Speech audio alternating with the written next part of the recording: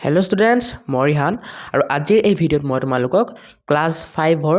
যি অসমীয়াৰ পাঠ 2 নাম হ'ল পঢ়ি আৰু মানুহ এই পাঠটোৰ সকলো প্ৰশ্ন উত্তৰ যি পৰীক্ষাৰ বাবে ইম্পৰ্টেণ্ট হয় সকলো মই আজি দিম আৰু একেবাৰে সৰু সৰুকৈ মই লিখি আনিছোঁ আৰু সহজ সৰল ভাষাত লিখি আনিছোঁ মই যাতে তোমালোকে সোনকালে আৰু সহজতে মুখস্থ কৰি পৰীক্ষাত লিখি ভাল নম্বৰ স্ক'ৰ কৰিব পাৰা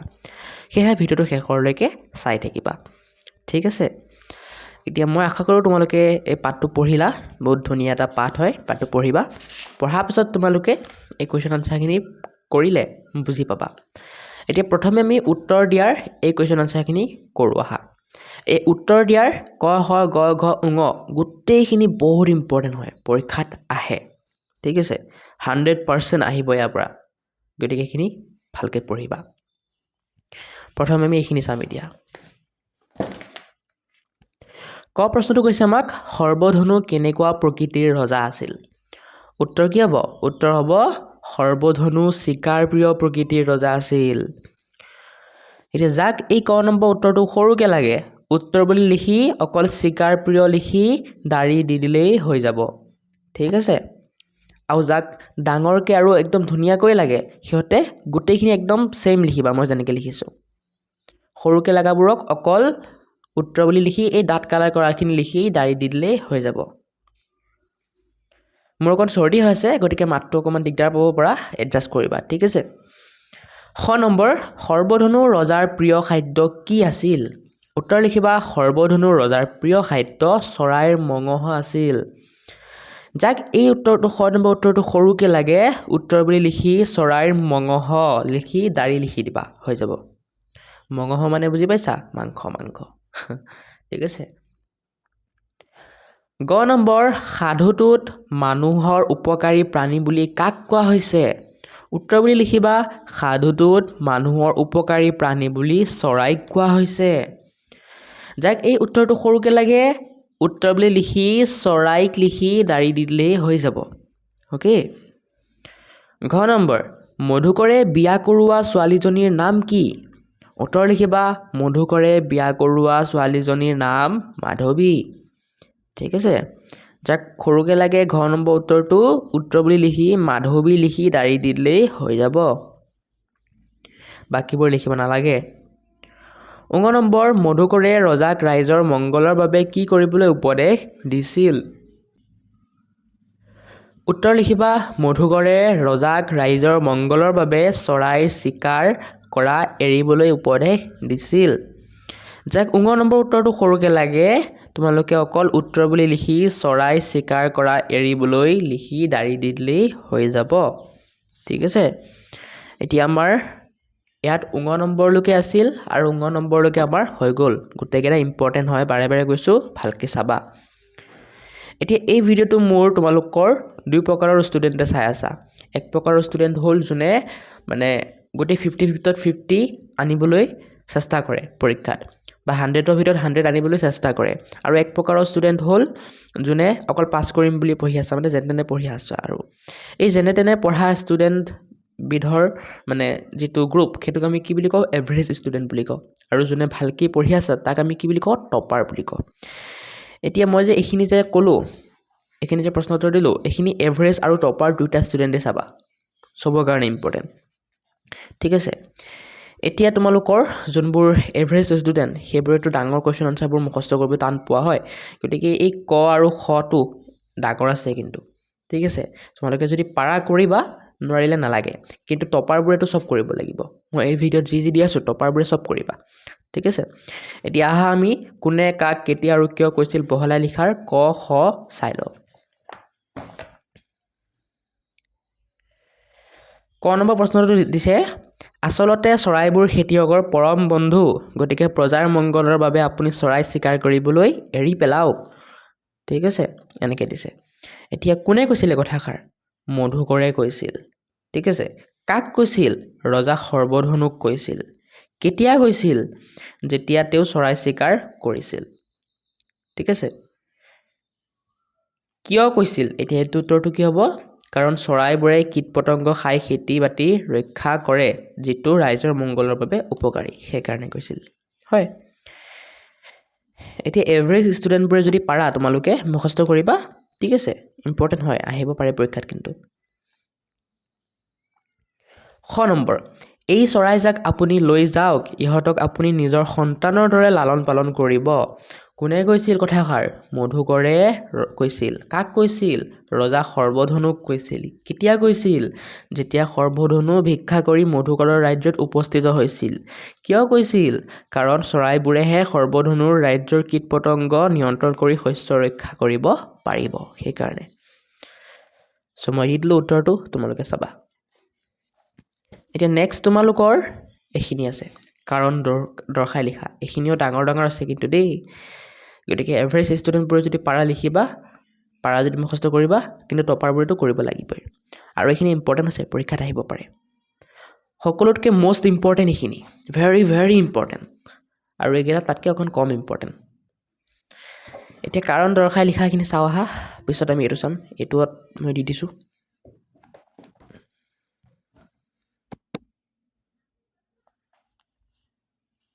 কাৰণ দৰ্শাই লিখা ক সৰ্বধনু ৰজাৰ ৰাজ্যত কিয় বৰষুণ নোহোৱা হ'ল উত্তৰ কি লিখিবা সৰ্বধনু ৰজাৰ ৰাজ্যত চৰাইবোৰ নোহোৱা হোৱাত কীট পতংগৰ সংখ্যা বাঢ়িল শস্য আৰু গছ-গছনি শুকাই গ'ল যাৰ ফলত বৰষুণ নোহোৱা হ'ল লিখিবা ঠিক আছে ধুনীয়াকৈ এনেকৈ খ নম্বৰ কীট পতংগৰ সংখ্যা বৃদ্ধিয়ে সৰ্বধনু ৰাজ্যত কি সমস্যাৰ সৃষ্টি কৰিলে উত্তৰ লিখিবা কীট পতংগৰ সংখ্যা বৃদ্ধিয়ে সৰ্বধনু ৰাজ্যত নানা সমস্যাৰ সৃষ্টি কৰিলে যেনে কীট পতংগই শস্য খাই শেষ কৰিলে আৰু ৰাজ্যত দুৰ্ভিক্ষই দেখা দিলে অ'কে ধুনীয়াকৈ লিখি ল'বা গ নম্বৰ মধুকৰে সৰ্বধনুক কেনেদৰে সহায় কৰিছিল উত্তৰ হ'ব মধুকৰে সৰ্বধনুক চৰাই এজাক উপহাৰ দি সহায় কৰিছিল নেক্সট প্ৰশ্ন এইটো ৰজা সৰ্বধনুৱে ভিক্ষা খুজি খুজি গৈ কাৰ ৰাজ্যত উপস্থিত হৈছিলগৈ তাৰ পাছত তেওঁৰ কি হৈছিল এইটো উত্তৰ হ'ব ৰজা সৰ্বধনু ভিক্ষা খুজি খুজি মধুকৰৰ ৰাজ্যত উপস্থিত হৈছিল তাৰ পাছত মধুকৰে তেওঁক আদৰ সাদৰ কৰি চৰাই এজাক উপহাৰ দি তেওঁৰ ৰাজ্যত মুকলি কৰিবলৈ ক'লে সো এইটো প্ৰশ্ন উত্তৰ শেষ বাহিৰত অকণমান ছাগলীয়ে মাত দি আছে গতিকে মাত শুনা পাব পৰা সো ইগনোৰ কৰিবা ঠিক আছে বেয়া নাপাবা সেইটো কাৰণে এতিয়া আমাৰ এইখিনি হৈ গ'ল হয় এইটো পাঠত যিমানবোৰ প্ৰশ্ন আছিল গোটেইকেইটা ইম্পৰ্টেণ্ট আছিল কিন্তু দেই এতিয়া এইখিনি চোৱা তলৰ বাক্যবোৰ পাঠৰ কথাৰ লগত মিলাই শুদ্ধকৈ লিখা মানে ইয়াত যে ক খ গ ঘ বাক্যকেইটা দিয়া আছে যে এইবোৰ ভুলকৈ দিয়া আছে তোমালোকে শুদ্ধ কৰি লিখিব লাগে যেনেকৈ ক নম্বৰ বাক্যটো কৈছে চোৱা সৰ্বধনু নামৰ ৰজাজনে চৰাইৰ মঙহ খাবলৈ বেয়া পাইছিল জানো নহয় কি পাইছিল ভাল পাইছিল গতিকে তোমালোকে শুদ্ধ কৰি লিখিব লাগে বাক্যটো ঠিক আছে তোমালোকে লিখিব লাগিব সৰ্বধনু নামৰ ৰজাজনে চৰাইৰ মঙহ খাবলৈ ভাল পাইছিল হ'ব তেনেকৈ লিখিব লাগিছিল এতিয়া এইটো তোমালোকে কৰিবলৈ ইমান টান নহ'ব কাৰণ খালি বেয়াটো আঁতৰাই ভাল লিখিব লাগে তেনেকৈ বাকীবোৰ তোমালোকে বেছি টান নহ'ব চব একেই থাকিব খালি নাছিলটো লিখি পেলাই কি হ'ব আছিল ঠিক আছে এনেকুৱা মানে অকণ এটা ৱৰ্ড সলাই দিলেই তোমালোকৰ হৈ যাব আৰু ইম্পৰ্টেণ্ট হয় আহিব পাৰে পৰীক্ষাত গতিকে চাবা এভাৰেজ আৰু টপাৰ ষ্টুডেণ্ট দুয়োটাকে কৈছোঁ তোমালোকে চাবা এতিয়া মই লিখি দিছোঁ বাৰু তোমালোকে চোৱা ক নম্বৰটো উত্তৰ কি হ'ব সৰ্বধনু নামৰ ৰজাজনে চৰাইৰ মঙহ খাবলৈ ভাল পাইছিল পিছত খ নম্বৰ প্ৰশ্নটো কৈছিল ৰজা সৰ্বধনুৱে মধুকৰ নামৰ যুৱকজনক খং কৰা নাছিল হয় জানো নহয় ৰজা সৰ্বধনুৱে মধুকৰ নামৰ যুৱকজনক খং কৰিছিল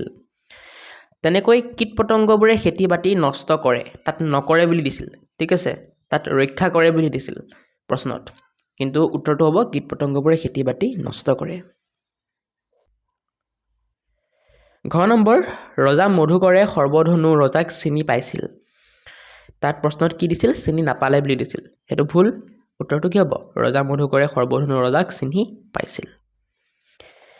এইখিনি হৈ গ'ল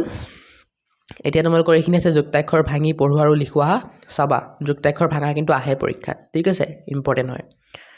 যুক্তাক্ষৰ গঠন কৰাও আহে গতিকে যুক্তাক্ষৰবোৰ চাবা তোমালোকে যিহেতু 5ত আছা তোমালোকৰ যুক্তাক্ষৰ অহা সম্ভাৱনা বহুত আছে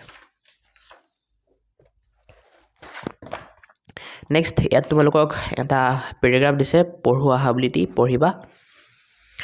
নেক্সট বিপৰীত লিংগ বুজোৱা শব্দ লিখিব দিছে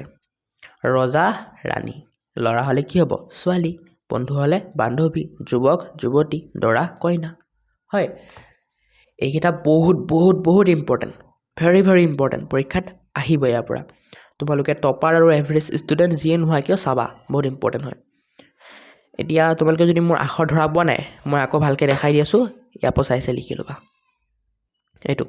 ল'ৰা ছোৱালী যুৱক যুৱতী বন্ধু বান্ধৱী দৰা কইনা অ'কে এতিয়া নেক্সট ইয়াত যিবোৰ আছে শব্দবোৰ ভাঙি দেখুওৱা ঠিক আছে এইবোৰ ইমান এটা ইম্পৰ্টেণ্ট নহয় তোমালোকে যিহেতু 5ত তোমালোকৰ এতিয়া বিভক্তি আহা চান্স বহুত কম আছে কিন্তু তথাপি মই দি দিছোঁ যদি আহে লিখি ল'বা ঠিক আছে এভাৰেজ ষ্টুডেণ্টবোৰৰ কাৰণেতো ইমান ইম্পৰ্টেণ্ট নহয় নালাগে তোমালোকে কৰিবলৈ চোৱা পদটো কি মধুকৰে পদটোত মেইন শব্দ কি মধুকৰ বিভক্তি কি যোগ হৈছে এ হয় নাই মধুকৰ শব্দৰ লগত এ বিভক্তি যোগ হৈ মধুকৰে হৈছে তেনেকৈ যুৱকে ইয়াত মেইন শব্দ কি যুৱক স্পেলিংবোৰ যে মই ইয়াত লিখি দিছোঁ ইয়াতে আছে চাই ল'বা ইয়াৰ পৰাই চাই ল'ব পাৰিবা যদি ইয়াত ধৰা নোপোৱা ইয়াৰ পৰা চাই ল'বা ঠিক আছে যুৱকে হয় যুৱক ইয়াত এ লাগিছে তেতিয়া যুৱকে হৈছে তেনেকৈ মানুহে কি হ'ব শব্দটো মানুহ বিভক্তি লাগিছে এ চৰাই জাকক শব্দটো কি চৰাই জাক বিভক্তি লাগিছে ক ৰজাক শব্দটো ৰজা বিভক্তি লাগিছে ক পিছত কাৰেৰে শব্দটো কাৰ বিভক্তি লাগিছে এ আৰু বা ৰে লাগিছে ঠিক আছে দেশলৈ শব্দটো দেশ বিভক্তি লাগিছে ল আৰু অলৈ দুইটা লাগিছে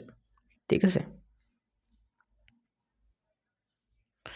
এতিয়া আমি এইখিনি চাম এতিয়া এইখিনি কি কৈছে পাঠৰ পৰা বিচাৰি উলিয়াই তলৰ তালিকাখনত বিশেষণ আৰু সৰ্বনাম পদবোৰ লিখা এইটো ইম্পৰ্টেণ্ট নহয় এইটো টপাৰ আৰু এভাৰেজ ষ্টুডেণ্ট দুইটা কাৰণে ইম্পৰ্টেণ্ট নহয় নাহে এইটো পাঠ ঠিক আছে তথাপি টপাৰ ষ্টুডেণ্টক যদি লাগে ইয়াত লিখা আছে তোমালোকে চাই লিখি ল'ব পাৰা বাকী নাহে এইটো পৰীক্ষাত তোমালোকৰ যোনবোৰ টপাৰ ষ্টুডেণ্ট হয় এভাৰেজ ষ্টুডেণ্টবোৰক কোৱা নাই টপাৰ ষ্টুডেণ্টবোৰে এটা কাম কৰিবা এই নিৰ্দিষ্ট বাচক প্ৰত্যয় কাক বোলে সেইটো মুখস্থ কৰিবা আহিব পাৰে নিৰ্দিষ্ট বাচক প্ৰত্যয়ৰ উদাহৰণবোৰ মুখস্থ কৰিবা ঠিক আছে উদাহৰণবোৰ কি টু গৰাকী জনী খন ডাল এইবোৰ উদাহৰণ নিৰ্দিষ্ট বাচক প্ৰত্যয়ৰ ঠিক আছে এই মই যোনবোৰ ডাট মানে হাইলাইট কৰি দিছোঁ সেইবোৰ আহিব পাৰে তোমালোকৰ চাবা এভাৰেজ ষ্টুডেণ্টবোৰে চাব নালাগে নেক্সট এতিয়া আমাৰ আৰু এটা most ইম্পৰ্টেণ্ট কুৱেশ্যন আনচাৰ আহিছে বিপৰীত অৰ্থবোধক শব্দ লিখা এইটো তোমালোকৰ দুই প্ৰকাৰৰ ষ্টুডেণ্টৰ বাবে ইম্পৰ্টেণ্ট গতিকে এইটো পৰীক্ষাত আহিবই ইয়াৰ পৰা ভালকৈ চাবা দেন বাক্য ৰচনা কৰা আছে এই বাক্য ৰচনা কৰাখিনিও বহুত ইম্পৰ্টেণ্ট পৰীক্ষাত আহিবই এভাৰেজ আৰু টপাৰ ষ্টুডেণ্ট দুয়োজনে চাবা ফাৰ্ষ্ট টাইম এইখিনি কৰোঁ পিছত এইখিনি কৰিম ঠিক আছে বিপৰীত অৰ্থবোধক শব্দবোৰ চোৱা প্ৰিয় হ'লে কি হ'ব অপ্ৰিয় ভয় হ'লে নিৰ্ভয় বন্ধু হ'লে শত্ৰু সুফল হ'লে কুফল অনুচিত উচিত পুৰস্কাৰ তিৰস্কাৰ অমংগল মংগল অনুপস্থিত উপস্থিত অপকাৰী উপকাৰী চাই লিখি ল'বা এতিয়া বাক্য ৰচনা কৰাখিনি চোৱা উত্তৰ বুলি দি লিখিবা লালন পালন দি বাক্য ৰচনা কৰিলে কি হ'ব সৰ্বধনু ৰজাই চৰাই জাকক লালন পালন কৰিলে আদৰ সাদৰ মধুকৰে সৰ্বধনুক আদৰ সাদৰ কৰিলে খেতি বাতি চৰাইবোৰে কীট পতংগ খাই খেতি বাতি ৰক্ষা কৰে চৰাই চিৰিকটি সৰ্বধনুৱে চৰাই চিৰিকটি চিকাৰ কৰিছিল গছ গছনি অবিহনে আমি জীয়াই থাকিব নোৱাৰোঁ কীট পতংগই শস্য নষ্ট কৰিলে ঠিক আছে এইখিনি আছিল বাকী জ্ঞান সম্প্ৰসাৰণত যিবোৰ কুৱেশ্যন আনচাৰ দিছে এইবোৰ তোমালোকৰ এক্সট্ৰা মানে নলেজ জ্ঞান সম্প্ৰসাৰণ লিখি দিছে চোৱা মানে এক্সট্ৰা নলেজ পৰীক্ষাত এইবোৰ নাহে চ' এইটো তোমালোকৰ চাব নালাগে কাৰো কাৰণে চাব নালাগে এইকেইটা এইবোৰো নালাগে ইমান ইম্পৰ্টেণ্ট নহয় মানে নাহে এইবোৰ নাহে প্ৰকল্প মানে প্ৰজেক্ট তোমালোকে কৰিব লাগিব চৰাই ছবি সংগ্ৰহ কৰি এখন তালিকা এলবাম প্ৰস্তুত কৰা তোমালোকে কৰিবা আৰু এইবোৰ প্ৰজেক্ট ঠিক আছে পৰীক্ষাত নাহে এইবোৰ চ' মেইন যিবোৰ প্ৰশ্ন আছিল পৰীক্ষাত অহা ইম্পৰ্টেণ্ট প্ৰশ্ন মই দি দিলোঁ চ' তোমালোকে পঢ়িবা নেক্সট ভিডিঅ'ত মই তোমালোকক পাঠ 3 অৰূপৰ আবেদন এই পাঠটোৰ কুৱেশ্যন আনচাৰ দিম মইতো এনেও দিমেই কিন্তু যাক সোনকালে লাগে কমেণ্ট কৰা যিমান বেছি কমেণ্ট আহিব পাঠ 3 অৰূপৰ আবেদন লাগে বুলি মই সিমান সোনকালে দিব চেষ্টা কৰিম ঠিক আছে আৰু তোমালোকৰ এই ভিডিঅ'টো কেনেকুৱা লাগিল ভিডিঅ'টো লাইক কৰিবা আৰু কমেণ্ট এটা কৰি দিবা আৰু চেনেলটো ছাবস্ক্ৰাইব কৰি দিবা তোমালোকে লাইক কমেণ্ট ছাবস্ক্ৰাইব কৰিলে মোৰ ভাল লাগে আৰু এনেকুৱা ভিডিঅ' তোমালোকৰ বাবে বনাব মন যায় চ' আজিৰ কাৰণে এইখিনিতে সামৰি মাৰিছোঁ ডেছক্ৰিপশ্যনত মোৰ হোৱাটছআপ ইনষ্টাগ্ৰাম এইবোৰ চেনেলৰ লিংক থাকিব গৈ পেলাই ফ'ল' কৰি দিবা আৰু মোৰ এপ এটা বনাইছোঁ এপটো গৈ ডাউনলোড কৰি ল'বা তাত তোমালোকৰ মই পঢ়া বস্তু দিবলৈ চেষ্টা কৰিম ঠিক আছে বাই